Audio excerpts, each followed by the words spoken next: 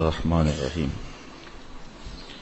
وما انزلنا على قومه من بعده من جند من السماء وما كنا منزلين ان كانت الا صيحة واحدة فإذا هم خامدون يا حسرة على العباد ما يأتيهم من رسول الا كانوا به يستهزئون ألم يروا كم أهلكنا قبلهم من القرون أنهم إليهم لا يرجعون وَإِن كُلٌّ لَمَّا جَمِيعٌ لَدَيْنَا مُحْضَرُونَ صدق اللہ مولانا العظیم وصدق رسولہ النبی الکریم الرؤوف الرحیم اللہم نور قلوبنا بالقرآن وزین اخلاقنا بالقرآن وادخلنا الجنة بالقرآن ونجنا من النار بالقرآن قال اللہ تعالی وتبارک فی شان حبیبہ مخبرا وعامرا ان اللہ وملائکتہ یصلون علی النبی یا ایھا الذین آمنوا صلوا علیہ وسلموا تسلیما الصلاۃ والسلام علیک یا رسول اللہ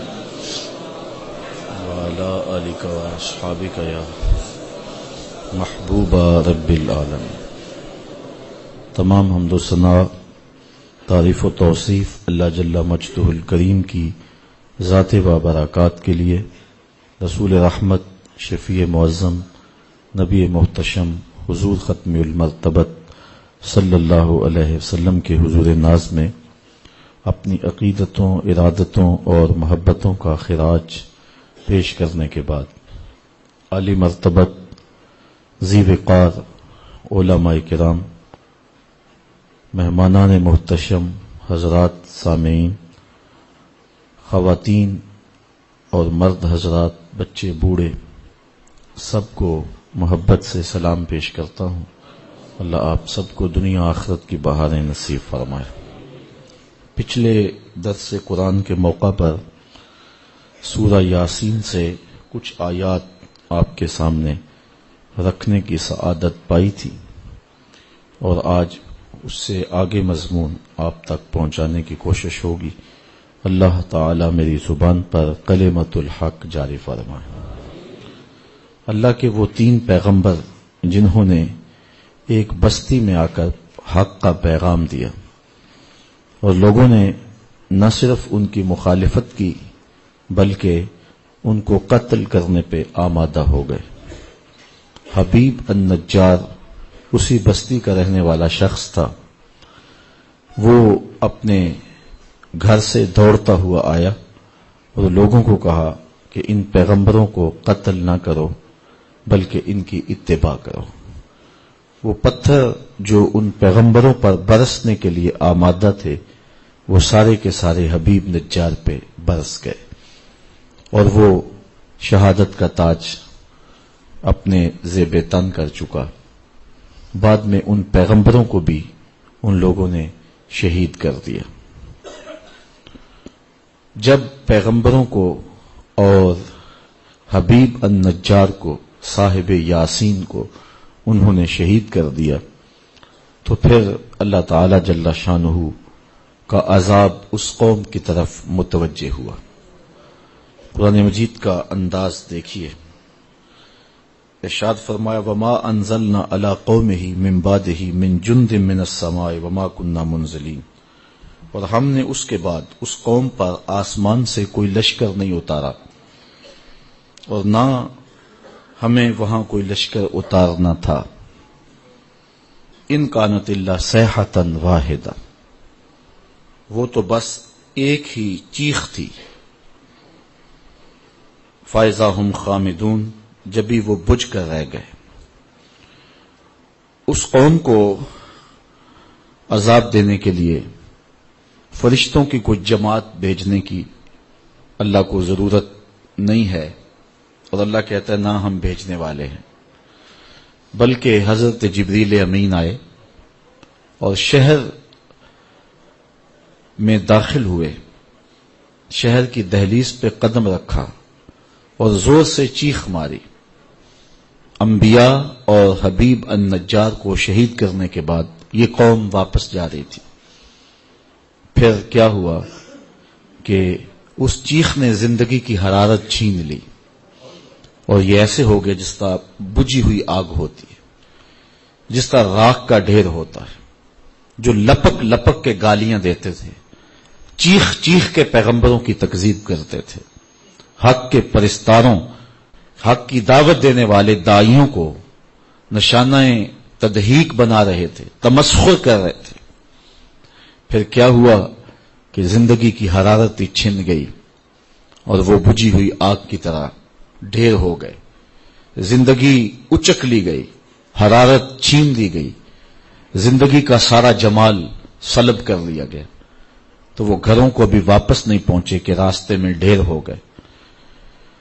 تو اللہ فرماتا ہے کہ اس کام کے لیے، ان بدبختوں کو سزا دینے کے لیے ہم نے کوئی لشکر نہیں بھیجا، بلکہ ایک چیخ ہی ان کے لیے کافی تھی. یہاں مفسرین نے ایک سوال اٹھایا ہے، وہ یہ کہ اللہ کی عادت نہیں ہے کہ وہ کسی قوم کو سزا دینے کے لیے فرشتوں کے لشکر بھیجے. کسی کو اٹھایا جبریل نے ہاتھ پہ اور آسمان تک لے گئے اور پھر الٹ دیا. کسی کو پیس کے رکھ دیا گیا، کسی کے لیے مچھر ہی کافی ہو گئے، کسی کو ابابیلوں نے برباد کر دیا. لیکن اللہ قوموں کو برباد کرنے کے لیے فرشتوں کی جماعتیں نہیں بھیجا کرتا، اور یہاں قرآن میں کہا گیا. لیکن قرآن میں دوسرا مقام اٹھائیے، جب بدر کا میدان سجا تو اللہ نے ایک نہیں ہزاروں فرشتے بھیجے. احزاب کی جنگ لگی تو فرشتے آئے اور کافروں کے خیموں کی رسیاں کاٹتے رہے. تو مفسرین یہاں سوال اٹھایا کہ رب کی عادت نہیں ہے کہ وہ فرشتوں کی جماعتوں کو بھیجے کافروں کو قتل کرنے کے لیے، کافروں کو عذاب دینے کے لیے. لیکن بدر میں کیا ہوا، غزوہ احزاب میں کیا ہوا، وہاں جماعتیں کیوں آئیں؟ تو کہا کہ وہ جو جماعتیں آئی تھی وہ محبوب کے پروٹوکول کے لیے آئی تھی، وہ محبوب کی تکریم کے لیے آئی تھی، محبوب کے اعزاز کے لیے آئی تھی. فرشتہ تو ایک ہی کافی ہوتا تھا، دنیا کو بتانا یہ تھا کائنات گھومتی ہے محمد کی زلفوں کے گرد، کائنات حضور کے گرد طواف کرتی ہے، اور یہ سارا نظام مصطفیٰ کے لیے ہے. اس لیے اللہ تعالیٰ نے خاص طور پہ وہاں فرشتوں کی جماعتیں بھیج کر کے محبوب کو اعزاز دیا، محبوب کو تکریم دی. ورنہ اللہ تعالیٰ اپنا ضابطہ بیان کرتا ہے، وَمَا أَنزَلْنَا عَلَىٰ قَوْمِهِ مِن بَعْدِهِ مِن جُندٍ مِّنَ السَّمَاءِ، آسمان سے کوئی لشکر اتارنے کی ضرورت نہیں پیش آئی ہمیں. وَمَا كُنَّا مُنزِلِينَ، اور نہ ہم وہاں کو لشکر اتارنا تھا. وہ تو ایک چیخ تھی جس نے ان کی زندگی کی حرارت چھین لی اور وہ بجھی ہوئی آگ کی طرح راکھ بن کے رہ گئے. تو وہ ایک چیخ نے ان کا کام تمام کر دیا. اچھا، بعض مفسرین نے اس آیت پہ ایک اور بات بھی کی ہے، اور وہ یہ کہ جب انہوں نے پیغمبروں کو شہید کر دیا، اپنے ہاتھوں سے روشنی کے چراغ بجھا دیے، حبیب النجار کو بھی شہید کر دیا. اور بدبخت قوموں کا مزاج یہ ہوتا ہے کہ جو ان کی خیر خواہی چاہیں وہ انہیں گالیاں دیتے ہیں، جو ان کی بھلائی کا پیغام لے کر کے آئیں وہ انہیں برا کہتے ہیں. بے مروت بے وفا تیرا بھی کیا افسانہ ہے، جس نے اپنی ہی شمع کو گل کیا تو وہ پروانہ ہے. تو بدبخت طبقے ہمیشہ ایسا کرتے ہیں کہ اپنے ہی خیر خواہوں کو حوالہ زندہ کر دیتے ہیں، کبھی فصیلے دار پہ ان کے سروں کا چراغاں کرتے ہیں، اور کبھی انہیں ٹک ٹکیوں پہ باندھتے ہیں، انہیں اذیتیں دیتے ہیں، انہیں دکھ دیتے ہیں. تو کافروں اور بد نصیب طبقوں کے اس مزاج کو بیان فرمایا.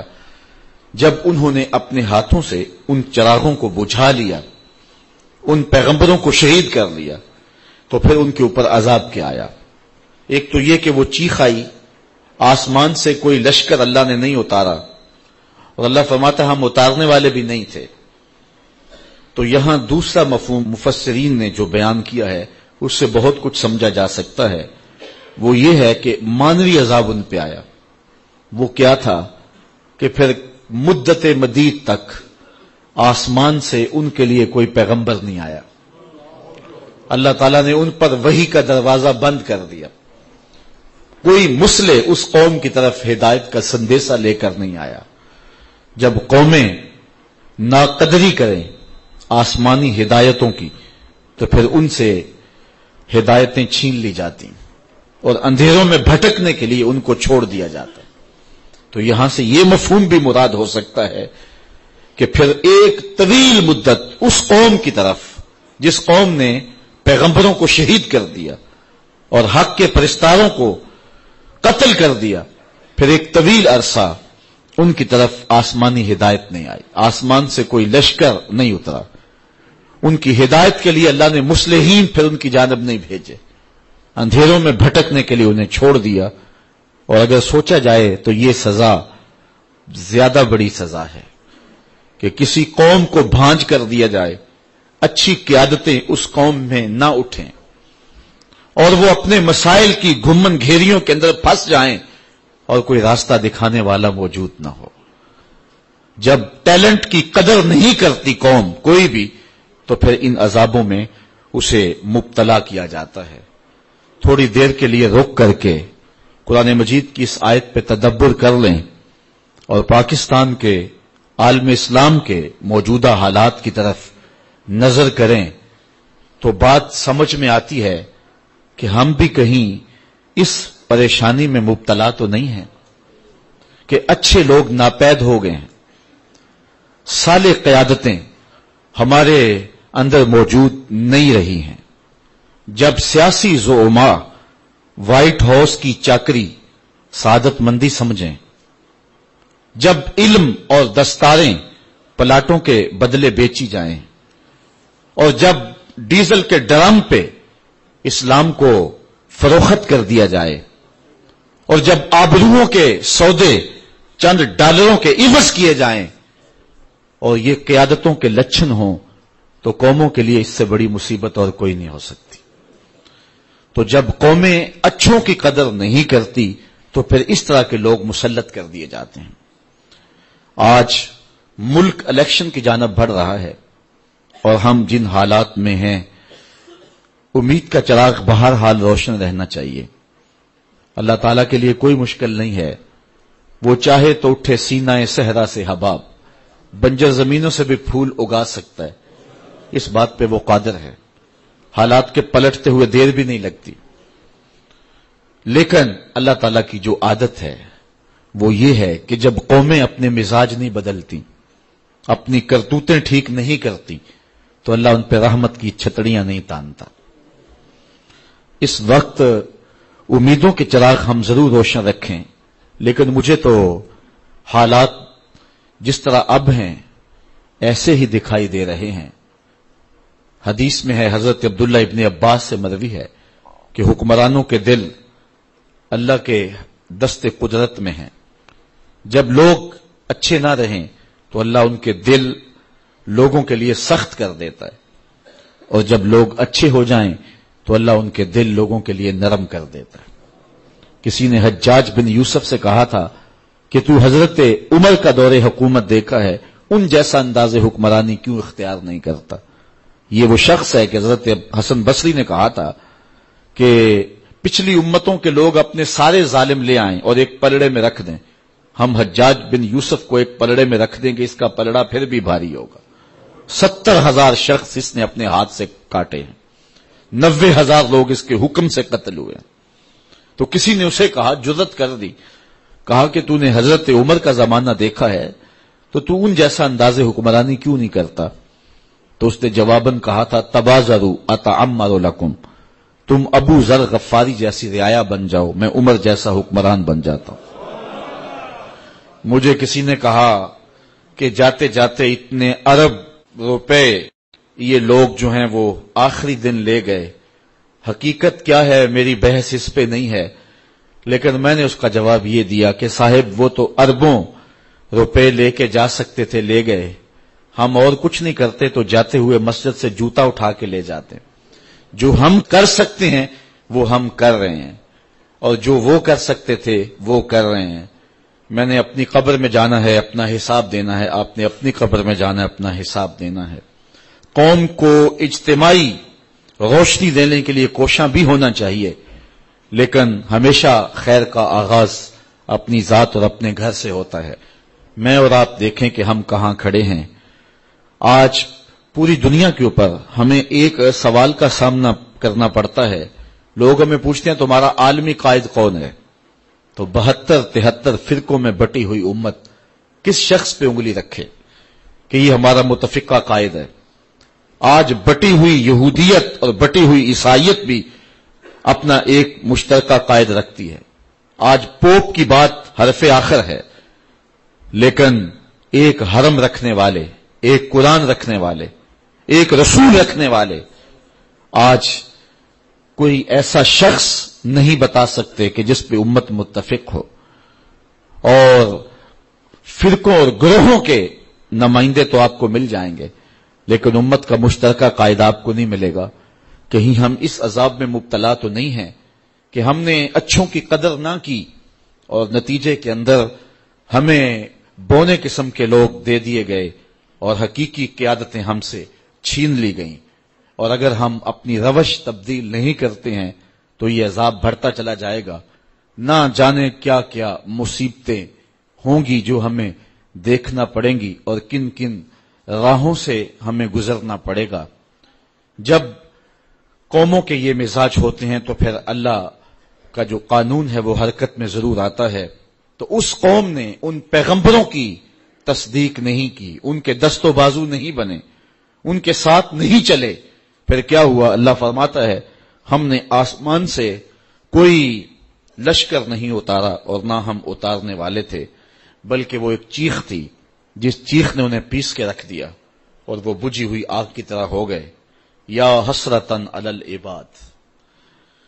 اور کہا گیا ہائے افسوس ان بندوں پر، ہائے افسوس ان بندوں پر. ما یاتیہم من رسول الا کانوا بہ یستہزئون.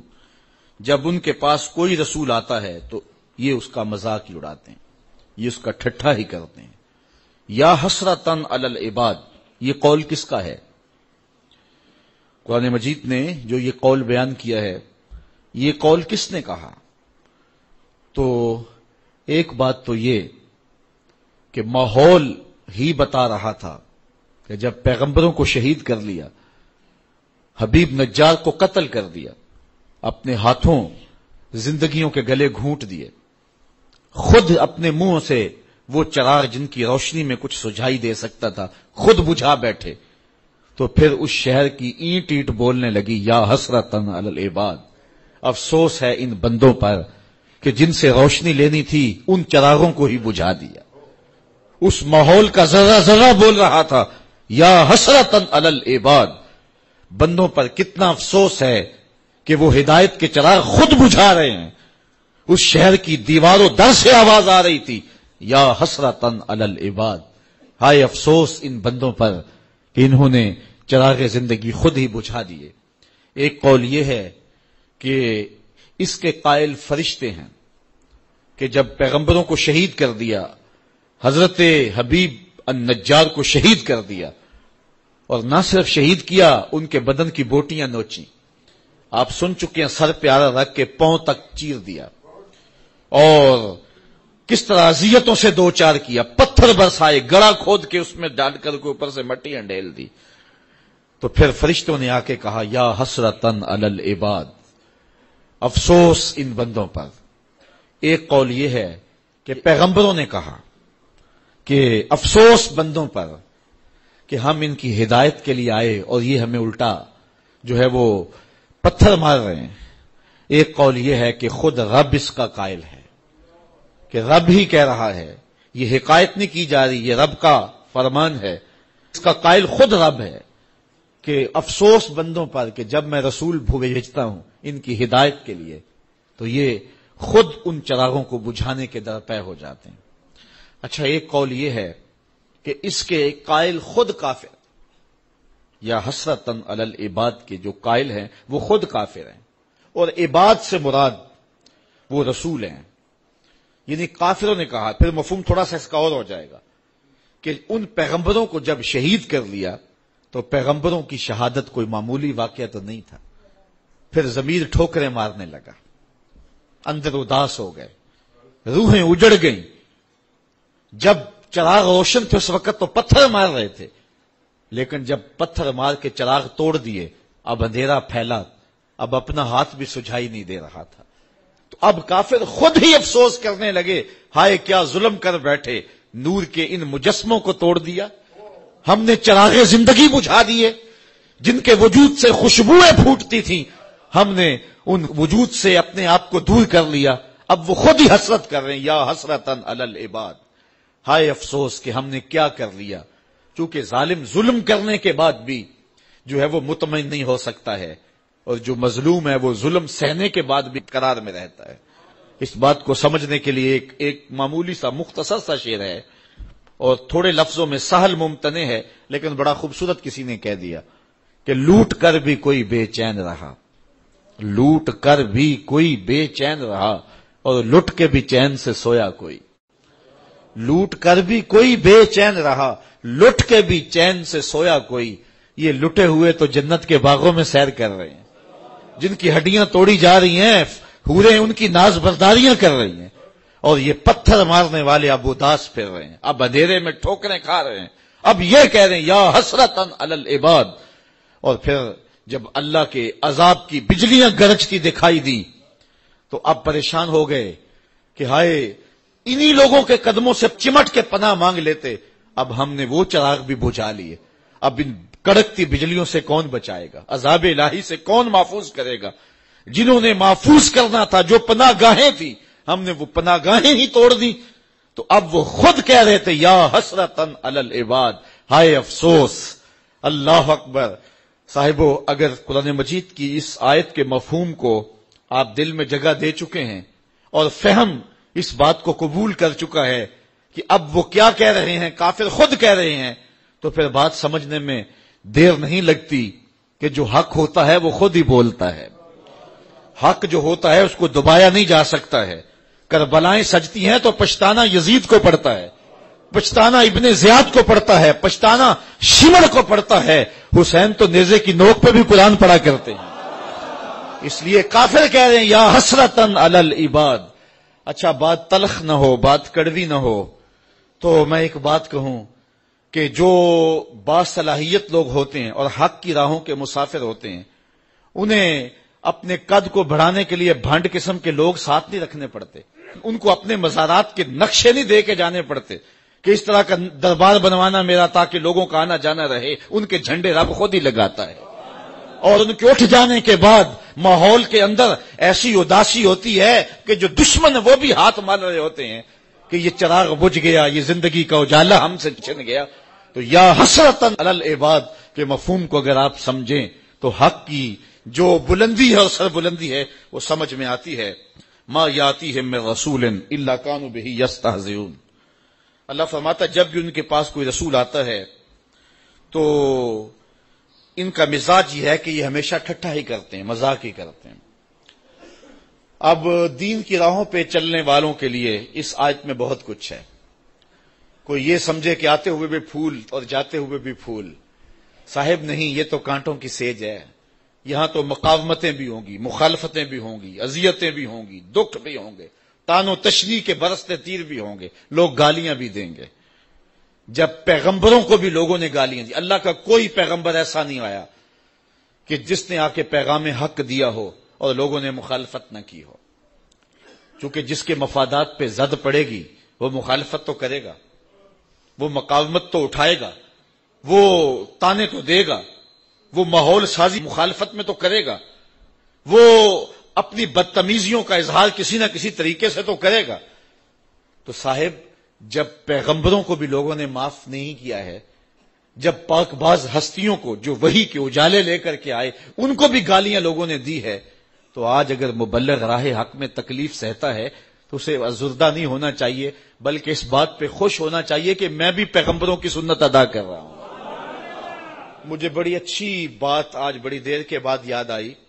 ایک زمانہ تھا جب درس قرآن کا نیا نیا آغاز ہوا تو لوگوں کا رجحان ہوا، تو ہماری بستی کی حالت تو خستہ ہی تھی، لیکن کچھ لوگ جب راغب ہوئے تو ایک صاحب نے ایک شوشہ چھوڑا اور اس نے کہا کہ اس شخص کے پاس جادو ہے اور جو جادو کر کے لوگوں کو اپنے قریب کر لیتا ہے۔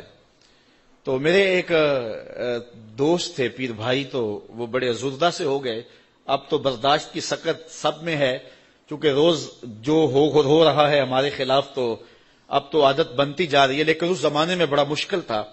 تو اس نے کہا جی فلاں نے آپ کو جادوگر کہا ہے. تو میں نے کہا اچھا حضور کی یہ سنت بھی ادا ہوگی، چونکہ حضور کو بھی جادوگر کہا گیا تھا. میرے ایک استاد ہیں، وہ مجھے ایک دن آ کے کہنے لگے کہ کچھ لوگ کہتے ہیں کہ رضا ثاقب کے پاس تسخیر قلوب کا وظیفہ ہے، اور وہ صبح فجر کے وقت جب سورج چڑھا ہوا ہوتا ہے تو سورج کی جانب منہ کر کے پڑتا ہے، اور اس کے والد صاحب نے اسے بتایا ہوا ہے. تو اتنے لوگوں کا جو ہجوم ہے اس کے پاس یہ اس وظیفے کی وجہ سے ہے. تو میں نے کہا استاد جی اگر آپ اجازت دیں تو اس مرتبہ مصطفی اجتماع میں وہ وظیفہ بتا ہی نہ دوں سب کو. تو میں نے ان کو کہا کہ میں اس مرتبہ بتاؤں گا. تو خیر مصطفی اجتماع کے اوپر جو کیفیت تھی تو بات ادھر نہ آ سکی اور میں وہ وظیفہ نہیں بتا سکا. تو چلو آج میں بتا دیتا ہوں. وہ وظیفہ یہ ہے کہ جس نے یہ بتایا ہے کہ فجر کے بعد پڑھتے ہیں اس کو مغالطہ لگ گیا، میں فجر کے بعد نہیں پڑھتا. وہ وظیفہ شروع ہوتا ہے ظہر کے وقت اور ختم ہوتا ہے جا کے رات 2 بجے، اور وہ ایک جگہ بیٹھ کے نہیں پڑھنا پڑتا. وہ کبھی گجرانوالا، کبھی سیالکوٹ، کبھی راول پنڈی، کبھی ساہیوال، کبھی ہڑپے، کبھی کراچی، کبھی بیرون ملک، کبھی مسجد میں، کبھی ہال میں، کبھی گلی میں، کبھی بازار میں. اور وظیفہ پڑھنے کے بعد بس چپکے سے گھر لوٹ جاؤ. پھر کن انکھیوں سے نہ دیکھو کہ پیچھے کوئی خدمت کرنے والا آ رہا ہے یا نہیں آ رہا، اور پھر چپکے سے گھر چلے جاؤ، آرام سے سو جاؤ. 6 ماہ وظیفہ کر کے دیکھ لو، زمانہ تمہارے قدم بھی چومے گا. تو یہ آسان سا وظیفہ ہے، اسے کرو، محنت کرو. یہ ہے تسخیر قلوب کا وظیفہ. تو حق کی راہوں پہ چلو گے تو لوگ کیا کچھ نہیں کہیں گے، گالیاں بھی ہوں گی، بلکہ اب تو گالی سے بات گولی تک جا پہنچی ہے. پہلے لوگ اپنے نظریے کو منوانے کے لیے دلائل دیتے تھے، پھر ممبر و محراب سے گالیاں شروع ہو گئیں، اور اب تو بات گولی تک پہنچی ہے، خود کش دھماکے تک پہنچ گئی ہے. میرے نظریے کو نہیں مانتے، میری فکر کو نہیں مانتے تو میں خود کش دھماکے سے اڑا کے رکھ دوں گا تمہیں. عجیب رنگ ڈھنگ ہو گئے، عجیب صورتیں ہو گئی. تو ظاہر ہے جس کے مفاد پہ زد پڑے گی وہ مخالفت کرے گا. وہ کیا کسی نے کہا تھا کہ لوگ تو فنکار ہیں اس درجہ کے پل بھر میں، سنگے در کعبہ سے بھی اسنام تراشے. تم کون ہو اور کیا ہے داغ کبابی، لوگوں نے تو مریم پہ بھی الزام تراشے. لوگوں نے تو پیغمبروں پہ، پیغمبر زادیوں پہ، پیغمبر زادوں پہ اور پیغمبروں کے باپوں پر بھی تان و تشنیع کے تیر برسائے. آپ تاریخ نبیوں کی پڑھ کے دیکھ لیں تو مبلغین راہ حق میں دین کا پیغام لے کر چلنے والے، حالات کی تلخیوں اور سختیوں سے گھبرانا نہیں ہے. یہ سورہ یاسین ہمیں سبق دے رہی ہے. تم کس کھیت کی مولی ہو، یہاں تو پیغمبروں کو گالیاں دی جاتی رہی ہیں، یہاں تو پیغمبروں کی جو ہے وہ تدحیق کی جاتی رہی ہے. فرمایا ما یاتیہم من رسول الا کانوا بہ یستہزئون. جب بھی ان کے پاس کوئی رسول آتا ہے تو اس کا ٹھٹھا ہی کرتے ہیں، اس کو مذاق ہی کرتے ہیں، اور اس کو جو ہے وہ تان و تشنیع کے تیر اس پہ برساتے ہیں. الم یروا کم اہلکنا قبلہم من القرون انہم الیہم لا یرجعون. اللہ تعالیٰ ارشاد فرماتا ہے کیا انہوں نے نہ دیکھا ہم نے ان سے پہلے کتنی ہی سنگتیں ہلاک کر دیں، کتنی قومیں برباد ہو گئیں، جن کا طوطی بولتا تھا آج باقی نہیں ہیں. اللہ اکبر. اور ارشاد فرمایا انہم الیہم لا یرجعون، اب وہ پلٹ کے بھی نہیں آئیں گے. فرعون گیا تو اب کسی ملک پہ فرعون کے بیٹوں کی حکومت نہیں ہے، فرعون بھی پلٹ کے نہیں آیا. خاقان گئے تو آج خاقان نظر نہیں آتے. تغلق، ایبک، فرعین مصر آج کہاں نظر آتے ہیں؟ جن کا طوطی بولتا تھا آج دنیا ان کے نام بھی نہیں جانتی. میں آپ سے پوچھتا ہوں، میرے جو سننے والے لوگ ہیں ان کی چمکتی پیشانیاں اور ان کی روشن آنکھیں بتاتی ہیں کہ یہ باشعور لوگ ہیں. چونکہ یہاں آ ہی باشعور سکتا ہے، چونکہ میرے پاس نہ تو لچھے دار تقریر ہے، نہ کان پہ رکھ کر کے میں سر کھینچ سکتا ہوں. تو پھر ظاہر ہے جو ان مقاصد کے لیے آتے ہیں وہ ہماری مجالس میں تو نہیں آئیں گے.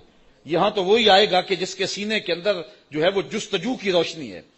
یہاں تو وہی آئے گا کہ جو قرآن مجید کی تفہیم کا نور اور اس کے سمجھنے کا جذبہ سینے میں رکھتا ہے. تو تاریخ کے قاری بھی ہوتے ہیں اور علماء بھی، اہل دانش بھی، وکلاء بھی، ڈاکٹر بھی اور پڑھے لکھے سنجیدہ متین لوگ بھی. لیکن اس کے باوجود میں اتنے اس مجمع میں جو کہ انتہائی سنجیدہ اور متین اور سمجھدار طبقہ ہے، اگر میں آپ سے پوچھوں کہ جب حضور تشریف لائے تھے تو اس زمانے میں جس شخص کا طوطی بولتا تھا، سلطنت روم کا شہنشاہ، اس دور کا اوباما کہہ لیں، اس کا نام کیا تھا؟ تو کوئی تاریخ کا تازہ مطالعہ رکھتا ہو تو شاید وہ نام بتا دے، لیکن باقیوں کو اس کا نام یاد نہیں ہوگا. حالانکہ اس دور کا سپرمین، اس دور کا اوباما، اچھا اس دور کے کسرا کا نام بتا دیں، اس دور کے ٹونی بلیر کا نام بتا دیں تو شاید یہ بھی نام کوئی نہ بتا سکے. یار وہ جن کا طوطی بولتا تھا ان کے نام بھی یاد نہیں ہیں. اور آؤ کسی بچے سے بھی پوچھ لیں کہ حضور کے مؤذن کا نام کیا تھا تو وہ سر اٹھا کے کہے گا کہ بلال حبشی. تو پھر حق ہی غالب ہوتا ہے اور حق کے ہی پھریرے اور حق کے ہی اجالے ہوتے ہیں. اللہ فرماتا ہے وہ گئے، وہ جو جانے والے ہیں وہ تو پلٹ کے نہیں آئے ہیں. اللہ فرماتا ہے وہ کبھی نہیں آئیں گے. انہم الیہم لا یرجعون. وہ شہنشاہ، وہ کج کلا جن کے طوطی بولتے تھے، آج ان کا نام بھی باقی نہیں ہے. لیکن کسی بھی ممبر اور کسی بھی محراب سے کان لگا کے سنو محمد کے بلال کا نام بھی باقی ہوگا. تو فرمایا کہ الم یرو کم اہلکنا قبلہم من القرون. دیکھو کہ ہم نے کتنی بستیاں برباد کر دی، کتنی سنگتیں تباہ کر دی. یہ بڑے بڑے محل آج کھنڈرات بنے ہوئے دکھائی دیتے ہیں یا نہیں دیتے؟ یہ سکندر ذوالقرنین کا قلعہ میں نے دیکھا ہے یونان کے اندر، وہ اتنا اونچا کہ حیرت گم ہوتی ہے اور دنیا کے عجائب میں سے ہے.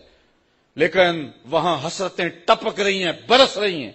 آج نہ سکندر کا جاہو جلال رہا، نہ اس کا تم تراک رہا. آج وہاں آثار قدیمہ کے طور پہ انہوں نے اس قلعے کو محفوظ تو رکھا ہے، لیکن آج وہاں زندگی کی رمق نہیں ہے، وہاں زندگی کا اجالا نہیں ہے. یار سکندر کے محل میں تو زندگی کا اجالا نہیں ہے، اور ویسے کرنی کی قبر پہ بھی زندگی کے اجالے ہیں. تو پھر زندگی تو یہ ہوئی نا، پھر اجالے تو یہ ہوئے نا. بلال کی قبر پہ بھی زندگی کے اجالے ہیں. یا حسرتن علی العباد، افسوس ہے بندوں پہ. اور پھر ادھر دیکھیے زندگی کے نظارے، زندگی کا جمال. اللہ اکبر. اللہ فرماتا ہے وَإِن كُلٌّ لَمَّا جَمِيعٌ لَدَيْنَا مُحْضَرُونَ. اور جتنے بھی یہ ہیں سب کے سب ہمارے حضور حاضر کیے جائیں گے. یہ جنہوں نے پیغمبروں کو شہید کیا، حبیب نجار کو قتل کیا، اب اللہ کے عذاب کا کوڑا برسا. حضرت اسرائیل علیہ السلام، حضرت جبرائیل علیہ السلام نے آ کے ایک چیخ ماری اور وہ بجھ کے رہ گئے. تو کیا کام تمام ہو گیا، کام ختم ہو گیا؟ کہا نہیں، ایسا نہیں ہوگا. پھر تو کام ختم ہو گیا کہ وہ بھی مر گئے، ایک چیخ سے برباد ہو گئے. سزا کیا صحیح انہوں نے، اگرچہ بہت بڑی سزا ہے، لیکن اللہ فرماتا ہے نہیں، یہ ایک عارضی سزا ہے. ابھی ایک بڑا میدان لگنے والا ہے، ترازو نصب ہوں گے، ایک میدان سجنے والا ہے. کل قیامت کا دن ہوگا. وَإِن كُلٌّ لَمَّا جَمِيعٌ لَدَيْنَا مُحْضَرُونَ. پھر وہ پیغمبر بھی لائے جائیں گے، حبیب نجار بھی کھڑا ہوگا، پا بجولا یہ بھی لائے جائیں گے، اور پھر رب کا دربار ہوگا. ان کے ہاتھوں میں زنجیریں اور پاؤں میں بیڑیاں، اور ادھر حبیب نجار کے سر پہ عزتوں کا تاج. ان پیغمبروں کے سروں کے اوپر نورانی تاج اور بدن پہ نوری ہلے. اور پھر ان کے عمل بھی لائے جائیں گے، ان کی تبلیغ کا بھی وزن کیا جائے گا. اور گالیاں دینے والوں یہ دیکھو تمہاری گالیاں اور ان کا وزن، اور پھر اس کی سزا جہنم. اور میٹھے بول بولنے والے پیغمبروں کی بولی بھی سنو، اور اس کی جو جزا ہے میرے رب نے رکھی ہے ذرا اس کو بھی دیکھو. تو پھر وہ کیا منظر ہوگا اور کیا رنگ ہوگا اور کیا جمال ہوگا. تو راہ حق پہ چلنے والے، اگر تیری بات کو ٹھکرا بھی دیا جاتا ہے، تیری بات کو ترک بھی کر دیا جاتا ہے، تیری گفتگو کا مذاق بھی اڑا لیا جاتا ہے، تجھے گالیاں گولیوں سے سزا بھی دی جاتی ہے، تو اس کی پرواہ نہیں کرنا.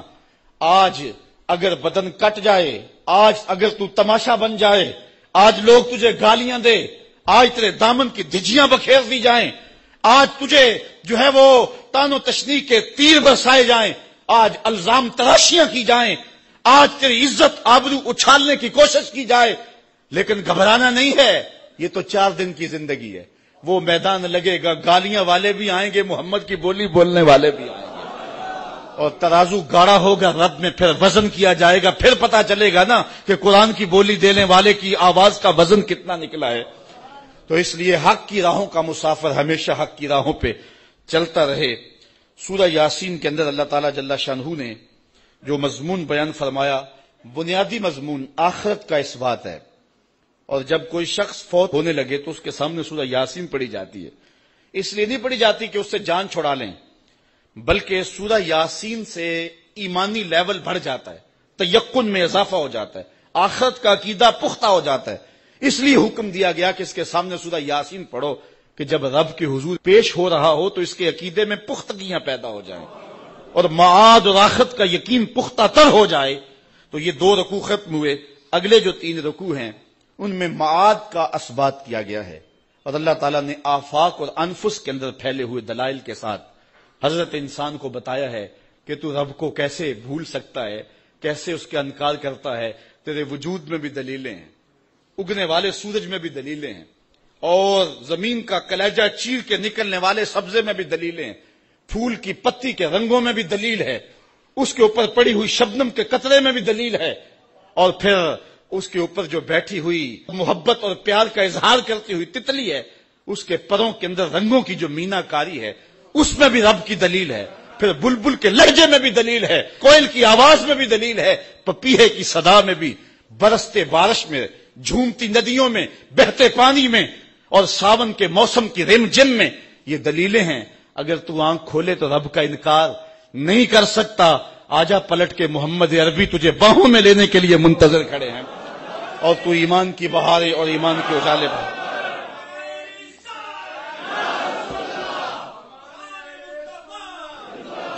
اگر میں اس مضمون کو چھیڑ لوں تو وقت کے دامن میں اتنی گنجائش نہیں ہے. اللہ آپ کو جزا دے, دنیا دین کی بہاریں ہم سب کا مقسوم فرمائے. آفاق کے ہر ہر گوشے میں قرآن سنا کر دم لینا, اب رکنا نہیں, اب تھمنا نہیں, فردوس میں جا کر دم لینا. آفاق کے ہر ہر گوشے میں قرآن سنا کر دم لینا, اب رکنا نہیں, اب تھمنا نہیں. بسم اللہ الرحمن الرحیم. ہم جوہد و عظیمت کے راہی, ہم جوہد و عظیمت کے راہی, منزل پہ جا کر دم لیں گے, میدان عمل میں نکلے ہیں, میدان عمل میں نکلے ہیں, باطل کو مٹا کر دم لیں گے.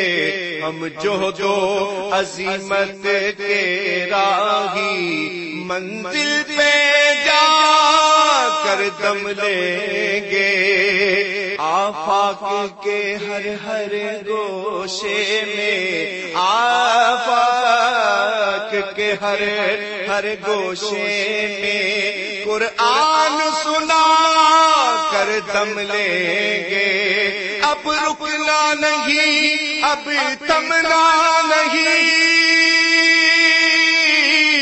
اب رکنا نہیں, اب تھمنا نہیں, فردوس میں جا کر دم لیں گے. ہم جوہد و عظیمت کے راہی, منزل پہ جا کر دم لیں گے, میدان عمل میں نکلے ہیں, باطل کو مٹا کر دم لیں گے.